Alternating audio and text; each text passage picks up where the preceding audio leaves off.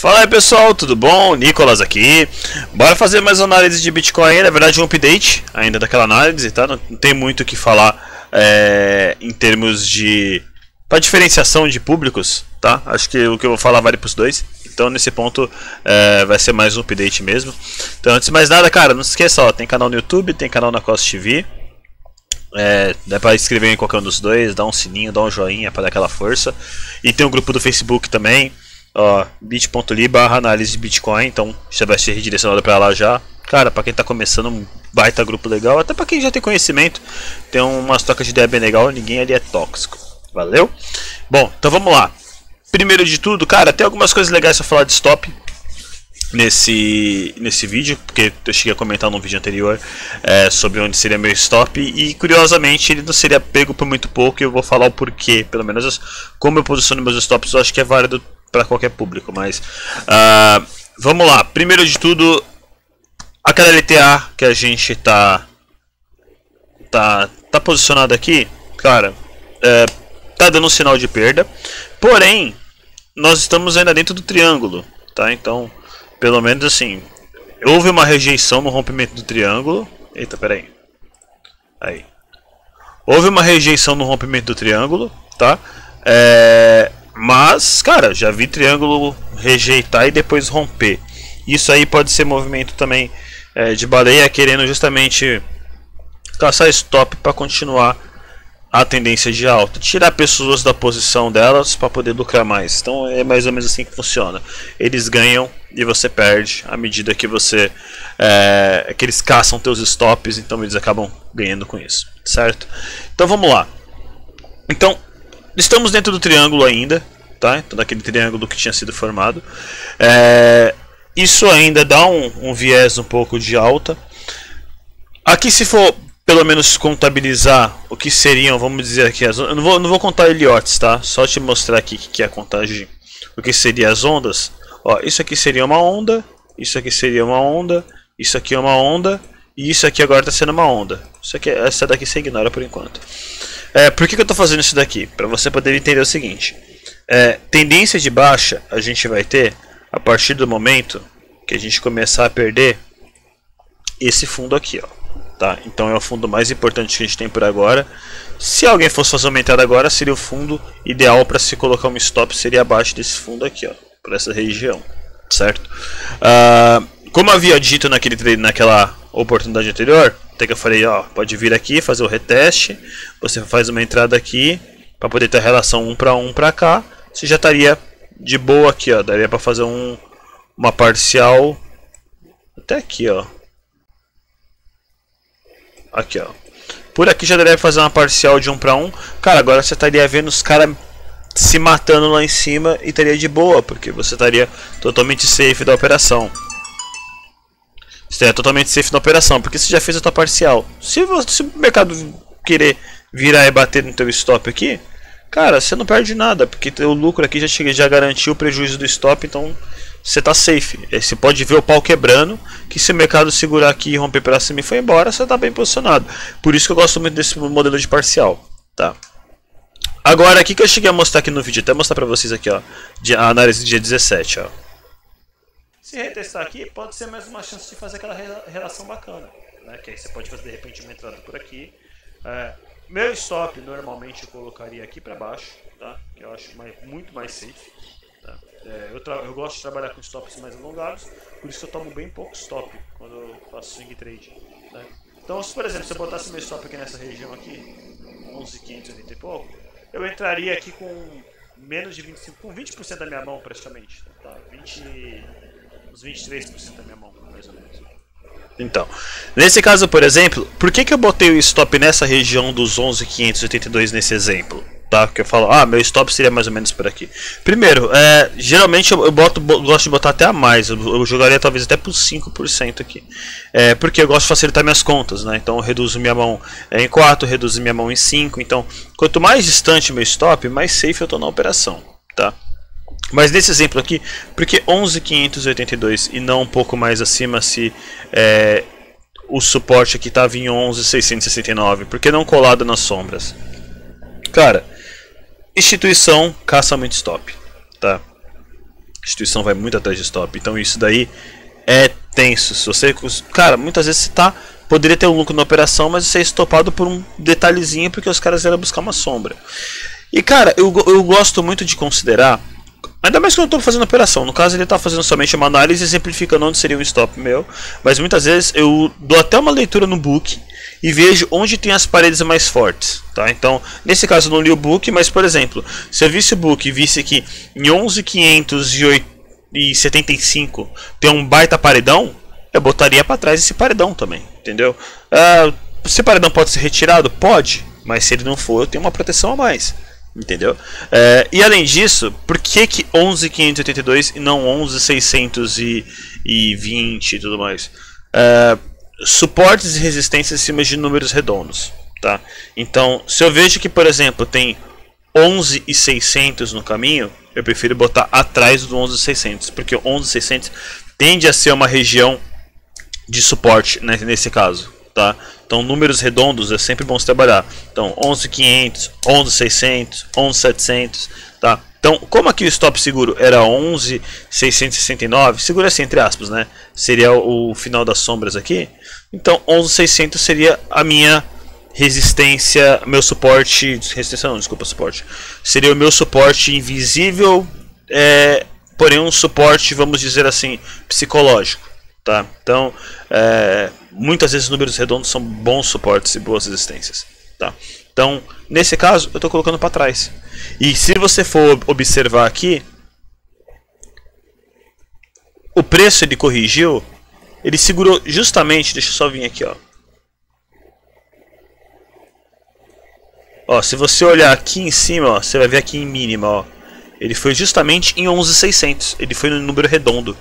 Então, no número redondo tinha uma ordem bem grande ali, possivelmente. Então, teve a ordem segurando e teve muita gente agredindo o book dali pra cima, tá? Quer dizer que meu stop não seria pego? Não, não quer dizer.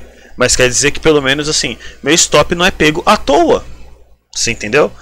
Então assim, aqui a gente tem a região, essa região aqui, ele poderia vir aqui buscar. Como eu falei, normalmente o que eu mais gosto de fazer é trabalhar com os percentuais daqui em números redondos, tá? Então, aqui por exemplo, tá em 4,6, né? Aqui, ó. Tava em 4,6, por exemplo, talvez eu botaria aqui para 5. Ó, aqui eu consigo botar até atrás de 11 e os quebrados se eu descesse mais a minha entrada. Então, às vezes numa dessa até eu desço um pouquinho mais a minha entrada para ter uma relação de dar 5%, eu entro com 1/5 do meu capital. Facilita bastante você fazer a conta, né? Você vai entrar com 1/4 do teu capital, com 1/3 do teu capital, aqui ó. Aqui entra com 1/3, aqui entra com metade, aqui entra com 1/5, né? Então eu gosto sempre de trabalhar com esses números redondos. E se dá para eu colocar ainda atrás dos 11.500, então eu desceria até um pouco mais a minha entrada. Então às vezes eu corro o risco de não fazer a entrada porque o preço pode não descer um pouco mais. Só que se acontecer a entrada, eu fico ainda mais seguro. Entendeu? Pelo menos assim. É assim que eu gosto de operar. E eu vou falar, eu tomo bem poucos stops em swing trade, tá? Tô testando umas estratégias de scalp aí para 1 minuto e tudo mais. Tô me achando nela, mas eu tomo umas violinadas monstro nela ainda, mesmo colocando os stop safe, porque cara, não adianta. A quantidade de capital que tem que ser movido para você ser estopado no 4 horas e no 1 minuto é gritante a diferença, sabe? Então é muito mais fácil tomar uma violinada num tempo menor do que num tempo maior. Então assim, num gráfico de 4 horas, cara, dá pra dizer que eu tomo bem poucos stops, tá? Por quê? Porque eu aprendi assim, depois de tomar muito na cabeça. Então, por isso que eu não uso alavancagem, que eu posso reduzir bem minha mão, eu posso trabalhar legal. Eu prefiro, cara, não arriscar tanto e ter uma consistência com ganhos frequentes, do que ficar arriscando demais e ter porrada, tipo, ganho bastante e perco bastante, ganho bastante. Porque isso daí no fim das contas acaba frustrando, tá? E às vezes você perde mesmo a favor da tendência. Então a tendência está ao seu favor, você acaba perdendo.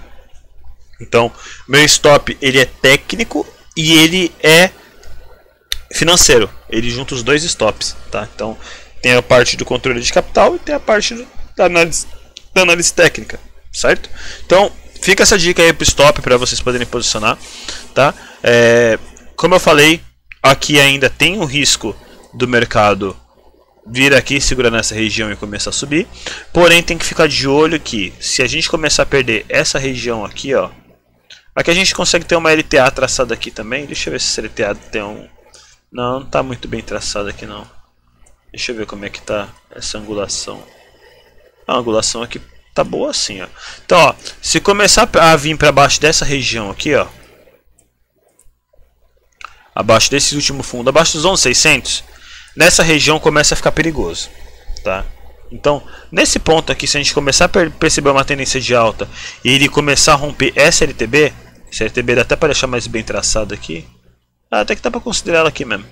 Ó, se ele vier aqui, ele começar a segurar aqui e começar a dar um sinal nessa LTB, pode valer a pena a entrada. Porque a gente está começando a fazer um padrão altista após um rompimento de LTB. Então, para quem não fez entrada, pode valer a pena a entrada. Entrada boa mesmo teria sido essa daqui, que já teria batido 1 para 1. Tá? Então, essa daqui teria sido a entrada mais interessante. Que agora quem entrou aqui tá só observando o pau quebrar e não tá nem aí. Tá?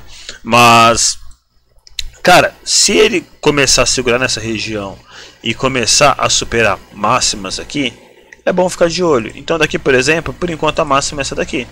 Então aqui, se o mercado vir aqui, segurar nessa região, aí ele vir aqui, bater pra cá, e aqui ele começar a vir aqui e superar esses 11.935, por exemplo, se ele fechar candle aqui acima dos 12, tá? Vamos dizer assim, se ele fechar candle acima dos 12, principalmente dos 12.100, pode valer a pena sim fazer a entrada, e aí considerar esse aqui como o último fundo, e a gente pode ter um stop interessante aqui também, tá? Então, daria quase o mesmo stop de agora. quase o mesmo stop de agora. Não sei quem entrasse mais ou menos por aqui, ó. Por aqui daria um stop mais tranquilinho, entendeu? Se puder botar um stop mais por essa região, talvez até vir um pouquinho mais para baixo. Mas particularmente é a forma que eu gosto de operar. Eu acho que é muito mais tranquilo. Eu prefiro ter muito mais ganhos consistentes e não muito grandes, vamos dizer assim, porque no fim das contas, cara, a soma de tudo dá uma lucratividade legal, entendeu? Então assim, cara, você não tem que fazer loucura nos trades, tá? Desculpa, recebi mensagem aqui. Então assim, você não tem que fazer loucura em trade nem nada do gênero.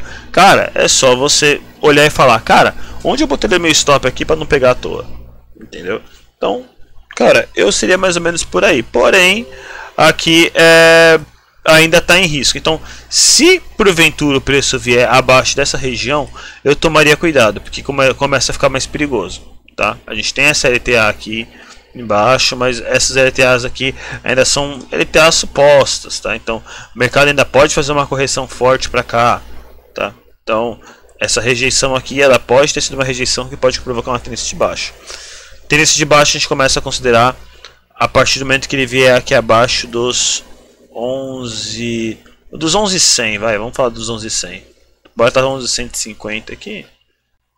Fechar aqui indo abaixo aqui dos 11.100, mais ou menos. Acho que dá pra pensar mais na tendência de baixa com mais certeza e de repente aguardar. De repente pode ser a correção que o mercado precisa para fechar esse gap aqui e seguir a tendência forte para os 14. E dos 14 de repente ele pode vir aqui querer acumular para poder romper.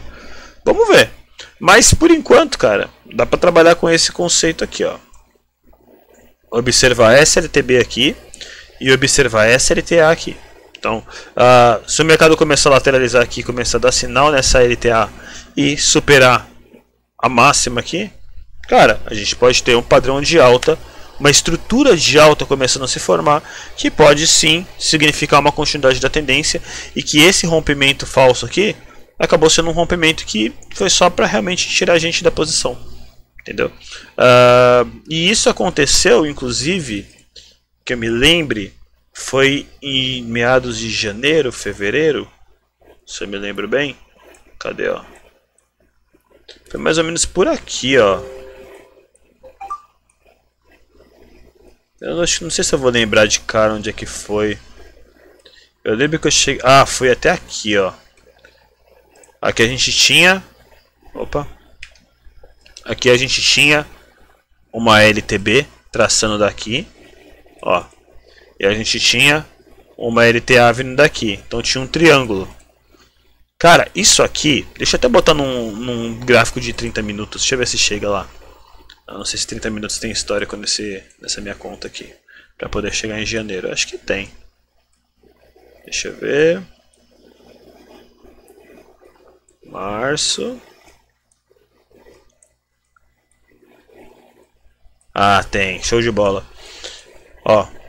Olha isso aqui. Então aqui a gente tinha um pullback, tinha uma tendência de alta. Cara, olha isso aqui. Aqui a gente tinha LTB e o mercado veio aqui para poder romper. Resultado, quando o mercado veio aqui para poder romper, o que ele fez? Fez uma baita força aqui, cara. Isso aqui foi um movimento considerando da abertura aqui, ó. Foi um movimento de 1,5%. 1,5%, cara. Foi um movimento aí de 128 dólares. Que foi, cara, numa porrada. Ele viu uma porrada muito forte. Resultado, devolveu em outra porrada muito forte. Mas isso foi pra quê? Pra tirar a gente da posição. Aí o mercado veio aqui, corrigiu. Daqui ele segurou. E aí depois ele começou a subir de novo. Sabe? Então, nem todos esses falsos rompimentos resultam em reversão de tendência. Por isso que eu tô ficando um pouco atento a esse movimento que a gente está encontrando aqui. Porque, cara, eu ainda acredito sim, pelo menos a gente está num padrão de alta, não tem porque operar contra a tendência. Em curto prazo a gente está em padrão de baixa, tá? Mas num swing trade a gente ainda está com viés altista aqui. A gente vai mudar o viés se vier abaixo desse fundo.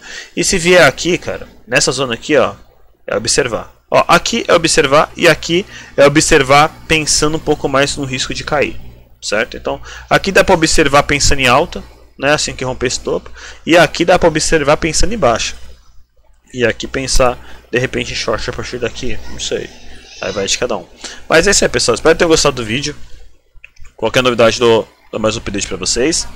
É isso aí, valeu, falou, até mais e tchau. E não se esqueçam, por favor, ó, canal no YouTube, canal na COS, grupo do Facebook. Valeu, falou.